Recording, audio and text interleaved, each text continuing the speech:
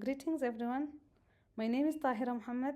I come from northern Kenya and I work with the International Livestock Research Institute and the Jameel Observatory for Food Security Early Action based in Nairobi.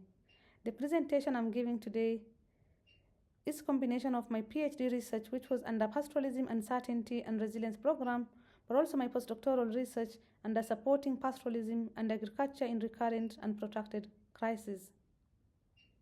It examines how pastoralist resilience building through collective solidarity and redistribution align with conventional forms of resilience building programs such as social assistance and livestock insurance. Pastoralists live in a turbulent world and they are faced by multiple intersecting uncertainties, a situation where future outcome cannot be predicted. For example, the outbreak of COVID-19, locust swamp, climate-related disasters such as drought, flood, and diseases, but also governance and exclusion, especially in pastoral area where majority of them are marginalized. And also recently, because of investment in land and politics, a lot of exclusion that is happening due to grabbing the resources at the frontiers.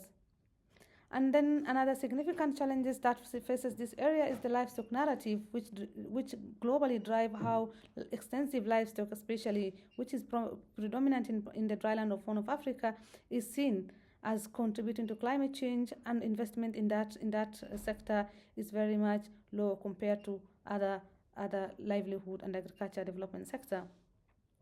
Within the dryland, pastoralists are also aware of these challenges, and one of the research participants, Hassan Diba, notes, pastoralism is a livelihood of many unknown. You might have a full livestock enclosure in the morning, and in the evening you have nothing left.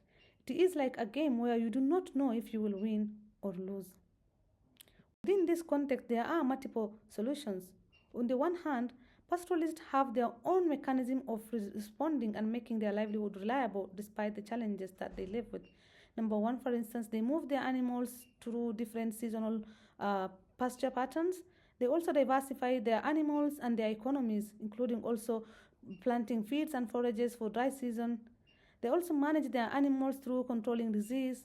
But most importantly, and for this particular discussion today, they invest in different forms of social solidarity, collectively redistributing resources and making sure that those who do not have access to labor or land or animal are given so that they also can live a reliable and resilient lives. On the other hand, there are external assistance in forms of, for example, humanitarian aid through food and cash assistance. And then there are also investment in early warning information to predict this crisis in advance and respond through what we call anticipatory action, acting ahead of crisis. And then another form of intervention is through insurance and social provisioning, whereby different forms of social assistance in terms of food for work or livestock insurance are different kind of practices that help pastoralists to be able to live with different shocks that they experience. And in Eastern Africa, there are some examples of social assistance. For example, in Ethiopia, Productive Safety Net Program provide cash or food against public works program for the poor and chronically food insecure household.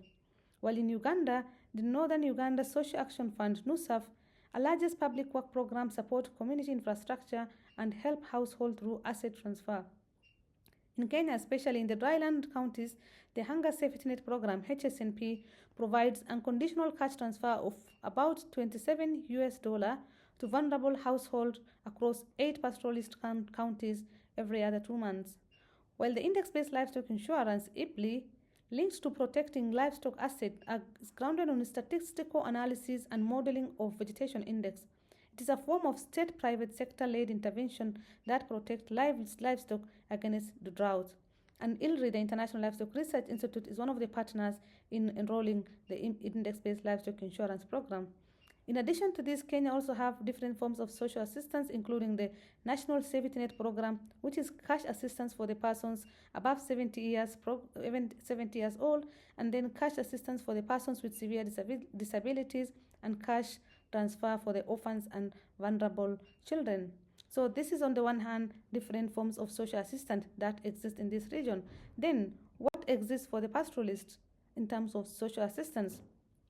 In an ethnographic longitudinal research that I conducted in northern Kenya's Isiolo County, Between 2019 to 2023, during my PhD, I observed that there are different forms of social assistance. It has been transforming since 1970s because I was looking at the long and at the time span of 1970 and 2020.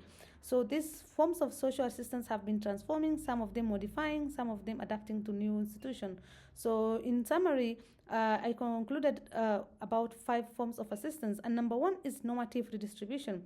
These are forms of assistance which is compulsory, guided by compulsory norms and values that pastoralists should redistribute livestock from, for example, birth through other social reproduction events such as wedding, inheritance, and it ensures that individuals born into a family accumulate livestock as early as when they are born through their foundational nuclear herds. Secondly, comradeship is another form of assistance which involves pooling resources including livestock, labor, or water for mutual benefit to mostly overcome shortages. It encompasses strategic alliances and partnership even across borders, even to the neighboring countries, but also with neighboring agricultural communities. Such practices include camp collaboration, joint migration, joint hiring of motorcycle for scouting, pasture, and security. And number 3, a social assistance through diversification, which includes investing in an alternative economies and relationships that households ensure continued economic income through, for example, remittances, rental income, all of which are guided by certain norms, trust, and values that ensure continued distribution to respond to rising commodification in pastoral area. Some of these include, for example, women investing in saving circles and sending children to school for future remittances, and engaging in different forms of businesses like vending vegetable and reinvesting that resource back to pastoralism or livestock accumulation. And then number 4, there is collective defense.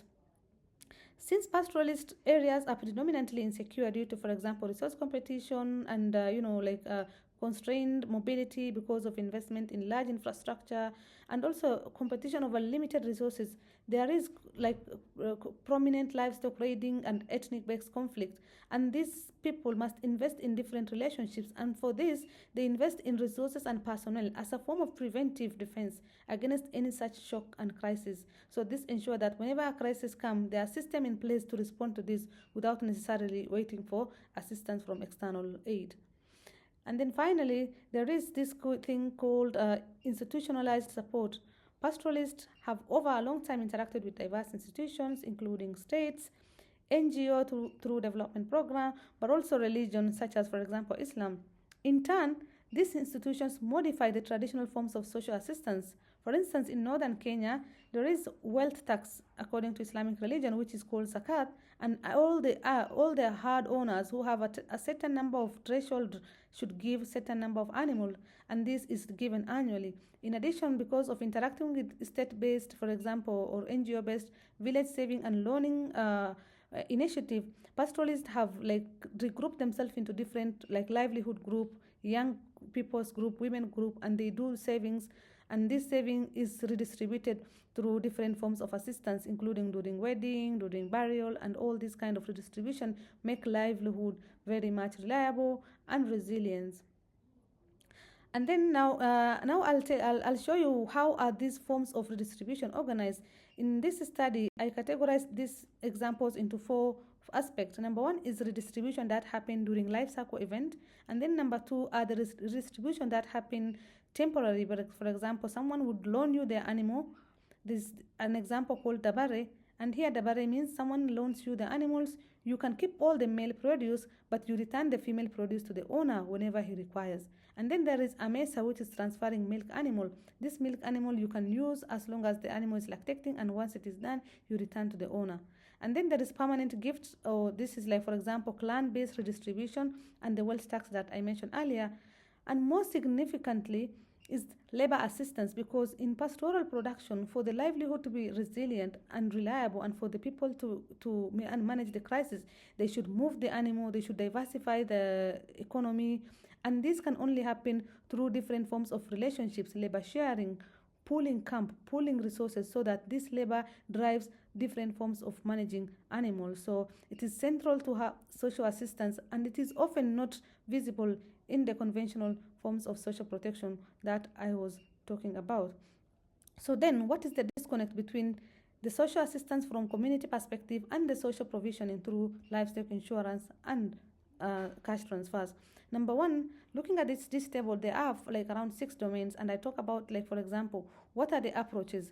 Number one, when social assistance is targeting beneficiaries, it is mostly like single, and it is like only target covariate shock that is very much general in a certain area. But then the pastoral forms of solidarity is so much based on relationships, and it covers both idiosyncratic and covariate shocks. Then, who are the target population? For the social assistance, it targets vulnerable individuals who are chronically poor, and it has these fixed humanitarian principles, which is sometimes flawed, because if it is not flexible enough to move, then you have to stick with certain principles. But on the other hand, pastoralist forms of solidarity is collective. It is based on shared identity, and the aim is to protect, not just to save life, but then to protect and to ensure continuous form of assistance.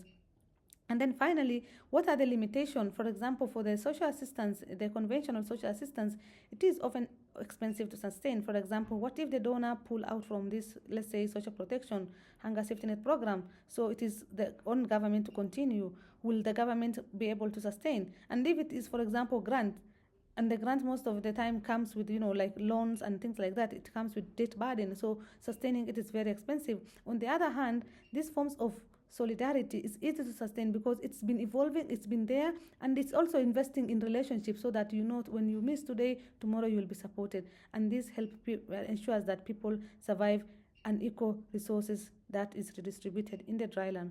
So what does this mean?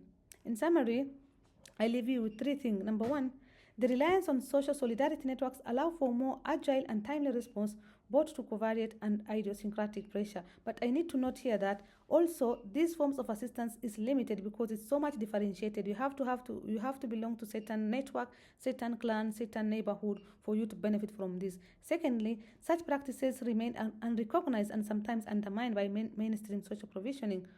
And finally, for this social assistance program to have a long-lasting resilience outcome, it should aim to strengthen the transforming forms of collective solidarity that pastoralists have relied on for centuries.